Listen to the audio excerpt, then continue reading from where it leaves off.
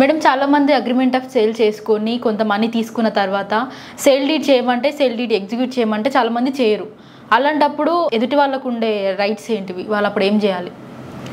ఇప్పుడు agreement of sale అనేది చాలా సిచ్యువేషన్స్లో రాస్తారండి. అంటే ముందు కొంత పేమెంట్ చేసి ఒక 2 నెలల తర్వాతనో 3 నెలల తర్వాతనో లేదా వాళ్ళ టైం పీరియడ్ మేబీ 6 నెలలు 1 ఇయర్ తర్వాత మిగతా సేల్ కన్సిడరేషన్ మిగతా అమౌంట్ ఇచ్చిన తర్వాత సేల్ డీడ్ ఎగ్జిక్యూట్ చేస్తామని అగ్రిమెంట్ రాయించుకొని అమౌంట్ కూడా తీసుకొని అలా పెడతారు. కానీ ఈ అమౌంట్ ఎవరైతే పే చేసి ఉంటారో వాళ్ళు రెడీగా ఉన్నా సరే అవతల వ్యక్తి అమ్మడానికి ఇష్టపడరు అనమాట.